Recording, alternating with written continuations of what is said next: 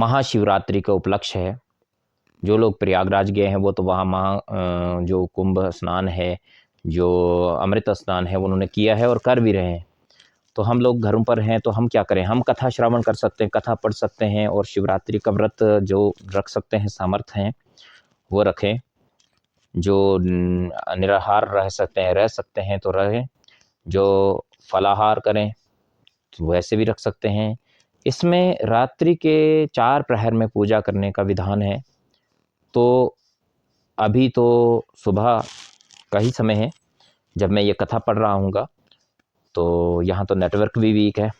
कब तक पहुँचेगी ये आप तक पता नहीं, अपलोड करते करते टाइम लगेगा। तो चलिए हम चलते हैं अपनी कथा की ओर। सबसे पहले श्री गणेश जी का ध्यान करेंगे। हरि ओम गजाननं भूतगणादिसेवितं कपितजम्बो फलचारुभक्षणं उमास्तं शोकविनाशकारकं नमामि दिनेश्वरपादपङ्कजं। देहि मे रिद्धि सौभाग्यं, देहि मे धनसम्पदाम्, इच्छासिद्धि कुरु मे देवा दयादीनं गणेश्वरा। हरि ओम नमः शंभवाय च मयो भवाय च, नमः शंकराय च महेश्वराय च, नमः शिवाय च शिवतराय च। तो श्री महाशिवरात्रि व्रत विधि, पहले व्रत विधि, महत्व, माहात्म्य एवं पूजा विधान के बारे में पढ़ेंगे, क्योंकि इसके विषय में पता होना चाहिए। श्री महाशिवरात्रि का व्रत सब व्रतों में उत्तम एवं कल्याणकारी है। फाल्गुन मास के कृष्ण पक्ष की अर्धरात्रि व्यापिनी चतुर्दशी तिथि को शिवरात्रि अर्थात महाशिवरात्रि का कल्याणप्रद व्रत करने का विधान है। आशुतोष भगवान शिव की यह प्रिय तिथि है। चतुर्दशी तिथि के स्वामी भी शिव माने जाते हैं, अतः उसी तिथि की रात्रि में व्रत किए जाने से इस व्रत का शिवरात्रि नाम होना सार्थक है।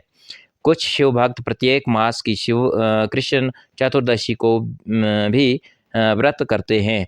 ईशान संहिता के अनुसार निशीथ व्यापिनी फाल्गुन चतुर्दशी को ज्योतिर्लिंग का प्रादुर्भाव हुआ था, इस कारण यह महाशिवरात्रि मनाई जाती है। यदि फाल्गुन कृष्ण पक्ष की चतुर्दशी रात्रि व्यापिनी होकर त्रयोदशी से युक्त हो तो भी यह व्रत हेतु पुण्यप्रदा है। इस जगत में जो भी चल या अचल शिवलिंग हैं, शिवरात्रि को उनमें भगवान शिव के चैतन्य तत्व का संक्रमण होता है, ऐसा संहिता ग्रंथों में वर्णन मिलता है। एक बार सभी देवताओं ने मिलकर जब शिव जी से किसी सर्वश्रेष्ठ व्रत के संबंध में बतलाने के लिए प्रार्थना की तो भगवान शंकर ने कृपा करके भूतल पर प्राणियों के पापों एवं संतापों का नाश करने वाले इस महाशिवरात्रि व्रत के रहस्य को कहा। उसी दिन से शिवरात्रि व्रत का पूजन, उत्सव एवं रात्रि जागरण प्रारंभ हुआ है। यदि शिवरात्रि वाले दिन रविवार या मंगलवार एवं शिव योग हो तो भी अत्यंत प्रशस्त माना जाता है। जैसे गंगा जी के समान कोई तीर्थ नहीं है, भगवान शंकर के समान कोई दूसरा देवता नहीं है, तथा शिवरात्रि के से बढ़कर दूसरा कोई व्रत एवं तप नहीं है। यह मैं भर्तृयज्ञ सत्य कहता हूँ। जो ये भर्तृयज्ञ जी है उनके वचन है। महत्व एवं महात्म्य। श्री महाशिवरात्रि का व्रत सभी व्रतों में श्रेष्ठ एवं प्राचीन माना जा रहा है। इस व्रत को जो प्राणी श्रद्धावान होकर विधि पूर्वक करता है उसके सभी मनोवांछित मनोरथ पूर्ण हो जाते हैं। जो कोई इसे निष्काम भाव से करता है वह मोक्ष को प्राप्त होता है। काम्य एवं भोग्य वस्तुओं तथा देहांतर स्थिति में मोक्ष प्राप्ति के इच्छुक प्राणी को यह व्रत विशेष फल प्रदायक है। मनुष्यों के लिए हितकारक इस व्रत के समान दूसरा कोई व्रत नहीं है। निष्काम अथवा सकाम भाव से रखने वाले सभी मनुष्यों, ब्राह्मण, क्षत्रिय, वैश्य, शूद्र आदि सभी वर्णों, स्त्रियों, बालकों, युवा, वृद्धों आदि सभी देहधारियों के लिए शिवरात्रि का व्रत हितकारी तथा सभी प्रकार के पापों का नाश माना गया है, नाशक माना गया है। तो इस उत्तम व्रत के फलस्वरूप जो व्यक्ति जैसी भावना रखकर व्रत धारण करता है उसको वैसा ही फल प्राप्त होता है। जो व्यक्ति शिवरात्रि को निराहार रहकर रात्रि जागरण कर रात्रि के चारों पहर की विधि पूर्वक पूजा जपादि करता है, उसे शिव का नाम संयुज्य मोक्ष की प्राप्ति होती है। प्राचीन काल में इस महान पुण्य व्रत को राजा दिलीप, शिवी, नल, नहुष, मानधाता, सगर एवं राजा हरिश्चंद्र आदि महापुरुषों ने भी श्रद्धा पूर्वक किया था, ऐसे पौराणिक आख्यान मिलते हैं। ऐसे ही सीता, सावित्री, सरस्वती, गायत्री एवं अरुंधति आदि सती महिलाओं ने भी महाशिवरात्रि व्रत श्रद्धा पूर्वक किया था। अतएव श्री महाशिवरात्रि व्रत के दिन भक्ति एवं श्रद्धा पूर्वक षडाक्षरी ओम नमः शिवाय मंत्र का यथोचित संख्या में जप पाठ करना चाहिए तथा रात को जागरण करते हुए रात्रि के प्रथम प्रहर में पहली, द्वितीय प्रहर में दूसरी, तृतीय प्रहर में तीसरी और चतुर्थ प्रहर में चौथी शिव पूजन करना चाहिए। जो व्यक्ति शिवरात्रि को शिव मंदिर में बैठकर रात भर जागरण करता हुआ जप पाठ, शिव स्तोत्र गान एवं भक्ति पूर्वक शिव पूजन करता है, उसे संपूर्ण शिवलिंगों के दर्शनों का शुभ फल प्राप्त होता है। तो भक्तजनों, इसमें मैं ये बताना चाहूँगा कि जैसे इन्होंने कहा 4 प्रहर की पूजा करनी है। अब कुछ लोगों को समझ में नहीं आता, तो उनके लिए मैं ये कहूँगा कि मान के चलो कि आज रात को अगर 7 बजे अंधेरा होता है और कल सुबह 7 बजे रोशनी होती है, तो 12 घंटे की रात्रि को 4 से भाग दे दो, 3-3 घंटे का एक पहर बनेगा। पहले 3 घंटे में एक पूजा होगी, दूसरे 3 घंटे में दूसरी पूजा, तीसरे 3 घंटे में तीसरी और चौथे प्रहर यानी कि लास्ट प्रहर में होगी चौथी पूजा। यानी कल आज रात से शुरू करेंगे 3-3 घंटे का हम इसको पार्ट बनाकर, तो इसमें आपको समझने में आसानी होगी। ठीक, तो पूजा विधि। शिवरात्रि का व्रत रखने की इच्छा रखने वाले बुद्धिमान व्यक्ति पुरुष या स्त्री को चाहिए कि प्रातः काल उठकर सर्वप्रथम शिव जी के तेजोमय शांत स्वरूप का ध्यान करे, फिर आलस्य को त्याग कर शौच, स्नान, संध्या आदि नित्य कर्मों से निवृत्त होकर शिव मंदिर में जाएं। ध्यान रहे, पूजन व्रत आदि प्रारंभ करने से पूर्व माथे पर भस्म का तिलक या त्रिपुंड तथा गले में रुद्राक्ष की माला अवश्य धारण करनी चाहिए। ओम त्रयायुषम जमदग्नेः मंत्र पढ़ते हुए अपने मस्तक पर भस्म का त्रिपुंड तिलक लगाना चाहिए। ओम नमः शिवाय बोलते हुए गले में रुद्राक्ष की माला गंगा जल के छींटे देकर धारण करें। व्रत हेतु पूर्वाभिमुख होकर आसन पर बैठें। सर्वप्रथम आचमन कर पवित्री या स्वर्ण आदि की अंगूठी धारण करें। अपने ऊपर तथा पूजन सामग्री पर गंगा जल मिश्रित शुद्ध जल के छींटे देवें तथा अर्घ में गंगा जल सहित शुद्ध जल, अक्षत, चावल या पुष्प डालकर व्रत हेतु शुभ संकल्प करें। व्रत आदि का संकल्प लेना पड़ता है अपने कुल गोत्र अपने नाम का उच्चारण करते हुए कि मैं आज ये शिवरात्रि का शिव प्राप्त नहीं, शिव के प्रिय होने के लिए, शिव की प्रीतियार्थ ये व्रत मैं कर रहा हूँ। तो अभी संकल्प तो खैर संस्कृत में है, सभी लोग संस्कृत नहीं पढ़ सकते और जान सकते, तो मैं अब सीधा इस कथा पर जाता हूँ, क्योंकि ये पुस्तक के अनुसार तो ये काफ़ी लंबा चौड़ा षोडशोपचार होगा भगवान शिव का, फिर उसमें 16 प्रकार की वस्तुएं चढ़ाई जाएंगी। तो अब हम सीधा श्री शिव भगवान श्री शिव महाशिवरात्रि की जो कथा है उस पर आते हैं। भगवान शंकर की अनुपम महिमा सुनकर एक बार ऋषियों ने महात्मा सूत जी से पूछा, हे सूत जी, पूर्व काल में किसने इस उत्तम महाशिवरात्रि के व्रत का पालन किया था तथा अनजाने में भी इस व्रत का पालन करके किस प्राणी को क्या क्या फल प्राप्त हुआ? इस संबंध में उस उत्तम व्रत की कथा विस्तार से कहें। तब महात्मा सूत जी ने कहा, हे ऋषियों, आप सब सावधान होकर सुने।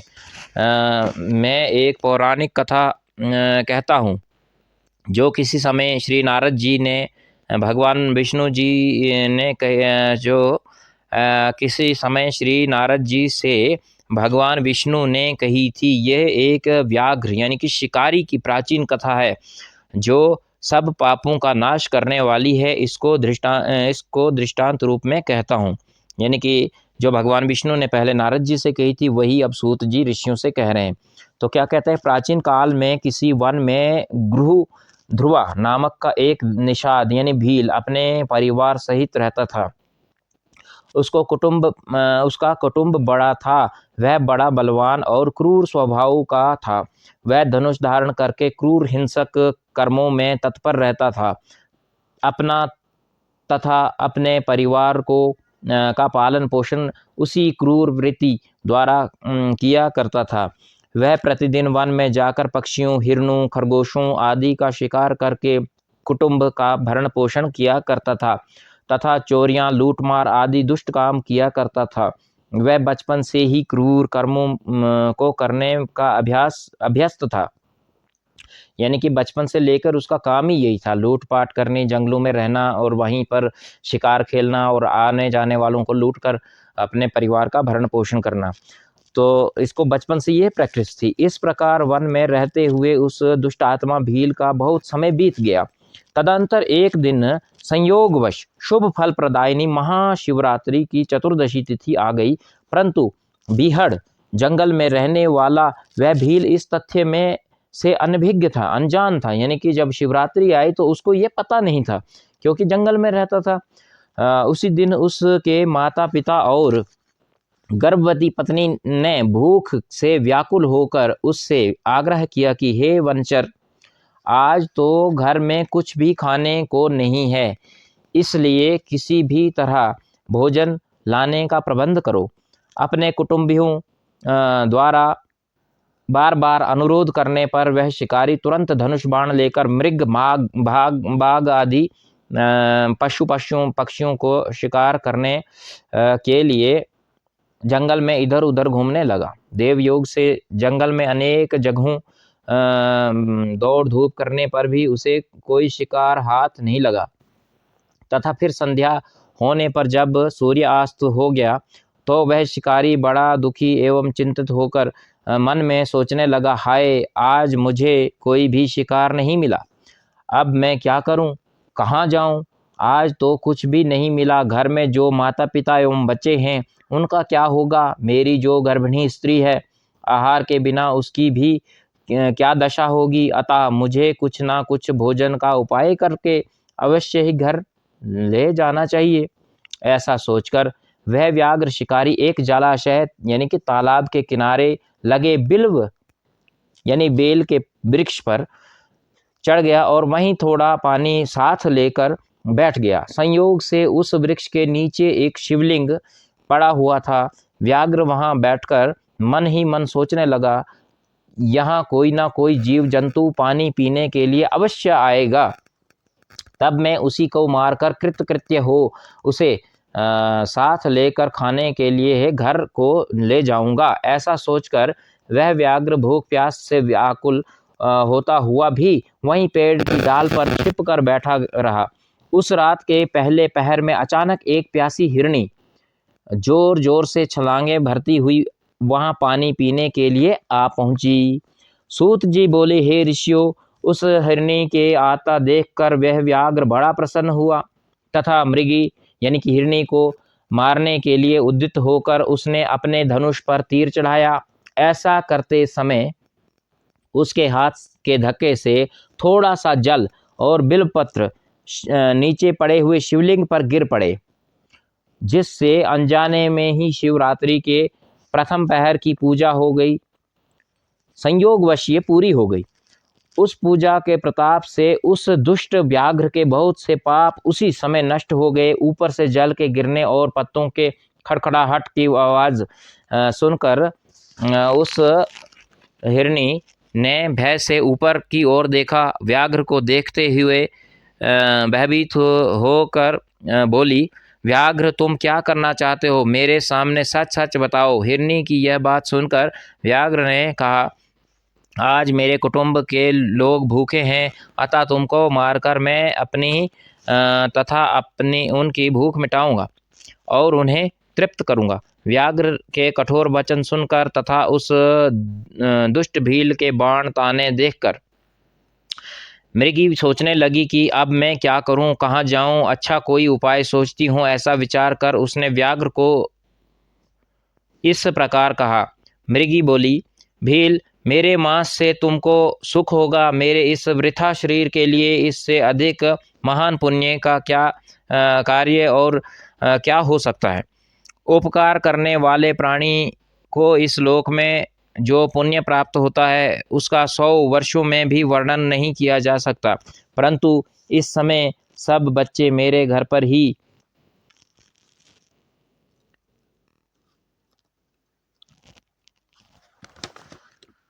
हैं। मैं उन्हें अपनी बहन के अथवा अपने पति को सौंप कर लौट आऊँगी। वनेचर, तुम मेरी इस बात को मिथ्या ना समझो। मैं फिर तुम्हारे पास लौट आऊँगी। मैं सत्य कहती हूँ, इसमें संशय नहीं है। सत्य से ही धरती टिकी है, सत्य से ही समुद्र अपनी मर्यादा में स्थित हैं और सत्य से ही झरनों में जल की धाराएं गिरती रहती हैं। सत्य में ही सब कुछ स्थित है। सूत जी बोले, मृगी की ऐसी बात सुनकर जब व्याघ्र ने उसकी बात नहीं मानी, तब अत्यंत विस्मित एवं भयभीत होकर मृगी ने पुनः प्रकार कहना इस प्रकार कहना आरंभ किया। मृगी बोली, व्याघ्र सुनो, मैं तुम्हारे सामने ऐसी सौगंध खाती हूँ जिससे घर जाने पर मैं तुम्हारे पास अवश्य लौट आऊँगी। ब्राह्मण यदि ज्ञान बेचे और तीनों काल संध्या ना करे तो उसे जो पाप लगता है, पति की आज्ञा का उल्लंघन करके स्वेच्छा अनुसार आचरण करने वाली स्त्रियों को जिस पाप की प्राप्ति होती है, किए हुए उपकार को ना मानने वाले, भगवान शंकर से विमुख रहने वाले, दूसरे से द्रोह करने वाले, धर्म को लांघने वाले तथा विश्वासघात और छल करने वाले लोगों को जो पाप लगते हैं, उन्हीं पापों से मैं भी पीड़ित हो जाऊं यदि मैं लौटकर यहाँ ना आऊं।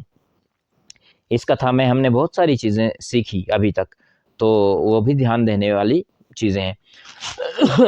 इस तरह अनेक शपथों को खाकर जब मृगी चुपचाप खड़ी हो गई, तब मृगी व्याघ्र ने उस पर विश्वास करके कहा, अच्छा अब तुम अपने घर को जाओ।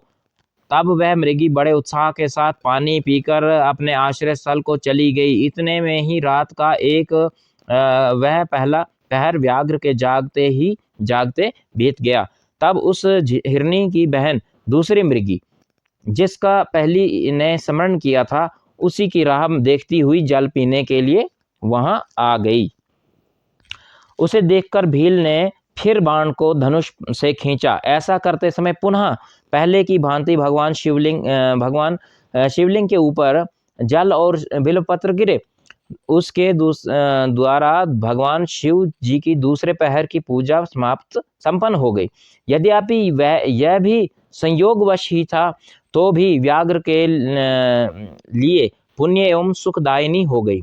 मृगी ने उस बाण खींचते देखकर पूछा, वनेचर, ये क्या करते हो? व्याघ्र ने पूर्ववत उत्तर दिया, मैं अपने भूखे कुटुंब का पोषण करने के लिए तुझे मारूंगा।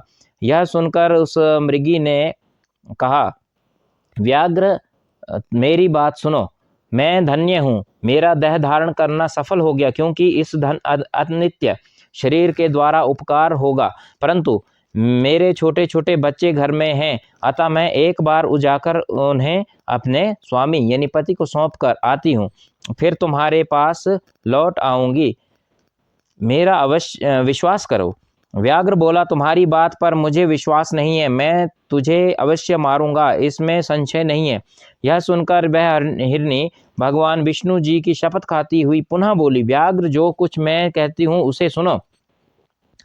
यदि मैं लौटकर ना आऊं तो मेरे सारे पुण्य नष्ट हो जाएं, क्योंकि जो वचन देकर उससे पलट जाता है वह अपने पुण्यों का नाश करता है। जो पुरुष अपनी विवाहिता स्त्री को त्याग कर दूसरी के पास जाता है, वैदिक धर्म का उल्लंघन करके कल्पित धर्म पर चलता है, भगवान विष्णु का भक्त होकर शिव की निंदा करता है, माता पिता के निधन तिथि पर श्राद्ध आदि ना करके उसे व्यर्थ ही बिता देता है, तथा मन में निश्चय का अनुभव करके अपने ही दिए हुए वचनों को पूरा नहीं करता है, ऐसे लोगों को जो पाप लगता है वही पाप मुझे भी लगे यदि मैं लौट कर ना आऊं। सूत जी कहते हैं कि उसके ऐसा कहने पर व्याघ्र ने उस मृगी से कहा, जाओ मृगी। जल पीकर हर्षपूर्वक अपने घर को गई। इतने में ही रात का दूसरा पहर भी व्याघ्र के जागते जागते बीत गया। उसी समय तीसरा पहर आरंभ हो जाने पर मृगी के लौटने में व्याघ्र बहुत विलंब हुआ। जान व्यथित होकर व्याघ्र उसकी खोज करने लगा। इतने में ही उसने जलाशय के पास फिर किसी हिरण को देखा। वह बड़ा हष्ट-पुष्ट था। उसे देखकर व्याघ्र को बड़ा हर्ष हुआ और वह धनुष पर बाण रखकर उसे मार डालने को उद्यत हुआ। ऐसा करते समय पुनः संयोगवश कुछ जल और बिल्वपत्र शिवलिंग पर गिरे। इससे व्याघ्र को सौभाग्यवश भगवान शिव जी की तीसरे पहर की पूजा संपन्न हो गई।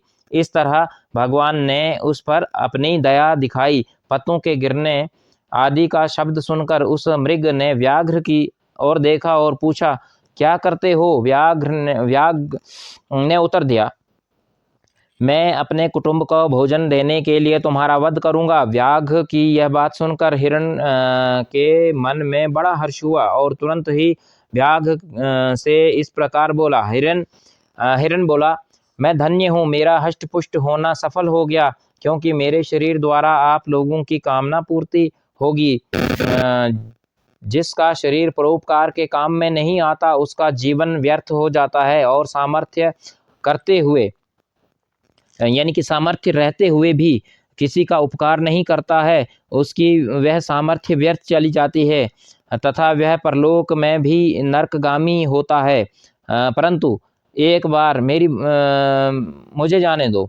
मैं अपने बच्चों को उनकी माता के हाथों में सौंपकर और उन सब को धीरज बंधाकर यहाँ लौट आऊँगा।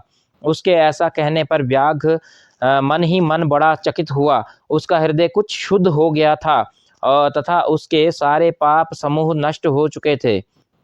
व्याघ्र कुछ सोचकर बोला, जो जो यहाँ आए वह सब तुम्हारी ही तरह बातें बनाकर चले गए, परंतु वह सभी झूठे अभी तक यहाँ नहीं लौटे हैं। मृग, तुम भी इस समय संकट में हो, इसलिए झूठ बोलकर तुम चले जाओगे। फिर आज मेरा जीवन निर्वाह कैसे होगा? मृग बोला, व्याघ्र, मैं जो कहता हूँ उसे सुनो। इसमें झूठ नहीं है। सारा चराचर ब्रह्मांड सत्य से ही टिका हुआ है। जिसकी वाणी झूठी होती है उसका पुण्य उसी क्षण नष्ट हो जाता है। तथापि भील, तुम मेरी सच्ची प्रतिज्ञा सुनो। संध्या काल में मैथुन तथा शिवरात्रि के दिन भोजन करने से जो पाप लगता है, झूठी गवाही देने से, धरोहर को हड़पने से और संध्या न करने से जो ब्राह्मण को जो पाप लगते हैं, वही पाप मुझे भी लगे यदि मैं लौटकर ना आऊं। जिसके मुख में कभी शिव का नाम नहीं निकलता, जो सामर्थ्य रहते हुए भी दूसरों का उपकार नहीं करता, पर्व के दिन श्रीफल को तोड़ता है, अभक्ष्य मांस आदि का भक्षण करता है तथा शिव जी की पूजा किए बिना और भस्म लगाए बिना भोजन कर लेता है, इन सब का पातक मुझे लगे यदि मैं लौटकर ना आऊं। इसमें भी बहुत सारी बातें मृग ने कही, क्योंकि वो सत्य युग था। उसमें जो ये हमारे जीव जंतु थे वो भी बातें करते थे और ज्ञान भी होता था। तो यहाँ पर भी बहुत सारी बातें हो गई कि जैसे हमें वो नहीं करनी चाहिए, तो उसे आप ध्यान में रखें। सूत जी कहते हैं, उसकी बात सुनकर व्याघ्र ने कहा कि जाओ शीघ्र लौटना। व्याघ्र को ऐसा कहने पर मृग पानी पीकर चला गया। वह सब मृग आदि अपने आश्रय स्थली पर मिले। तीनों ने ही प्रतिज्ञाबद्ध हो चुके थे, क्योंकि तीनों प्रतिज्ञा ले चुके थे। आपस में एक दूसरे के वृतांत को भली भांति सुनकर सत्य के पाश में बंधे हुए उन सब ने यही निश्चय किया कि वहाँ अवश्य जाना चाहिए। इस निश्चय के बाद अपने बालकों को आश्वासन देकर वह सब जाने के लिए उद्यत हो गए उस समय बड़ी मृगी ने वहां अपने स्वामी से कहा, स्वामिन, आपके बिना यहाँ बालक कैसे रहेंगे? प्रभु, मैंने भी वहां पहले जाकर प्रतिज्ञा की थी, इसलिए केवल मुझको जाना चाहिए, आप दोनों यहीं रहें। उसकी यह बात सुनकर छोटी मृगी बोली, मृगी यानी कि हिरनी, बहन, मैं तुम्हारी सेविका हूँ, इसलिए आज मैं ही व्याघ्र के पास जाती हूँ व्याध के पास जाती हूँ, तुम यहीं रहो। यह सुनकर मृग बोला, मैं ही वहां जाता हूँ, तुम दोनों यहाँ रहो, क्योंकि बच्चों की रक्षा माता से ही होती है। स्वामी की यह बात सुनकर उन दोनों मृगियों ने धर्म की दृष्टि से इसे स्वीकार नहीं किया। वह दोनों अपने पति से प्रेम पूर्वक बोली, प्रभु, पति के बिना इस जीवन को धिक्कार है। तब उन सब ने अपने बच्चों को सांत्वना देकर उन्हें पड़ोसियों के हाथ में सौंप दिया और स्वयं तुरंत उस स्थान को प्रस्थान किया जहां वह व्याघ्र शिरोमणि उनकी प्रतीक्षा में बैठा था।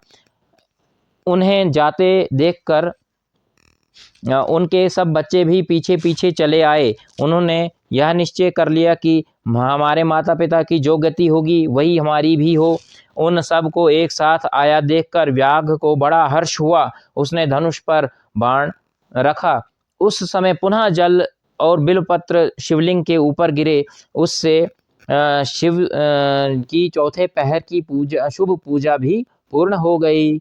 उस समय व्याघ्र के समस्त पाप तत्काल नष्ट हो गए। इतने में ही दोनों मृग बोल उठे, व्याघ्र शिरोमणि, शीघ्र कृपा करके हमारे शरीरों को ग्रहण करके सार्थक करो। देखिए, उस समय के पशु पक्षी भी अपने वचन के पक्के थे। तो उनकी यह बात सुनकर व्याघ्र को बड़ा आश्चर्य हुआ।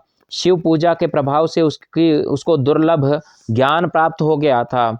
उसने सोचा, ये मृग ज्ञानहीन पशु होने पर भी धन्य हैं, सर्वथा आदरणीय हैं, क्योंकि अपने शरीर से ही परोपकार में लगे हुए हैं। मैंने इस समय मनुष्य जन्म पाकर भी किस पुरुषार्थ का साधन किया?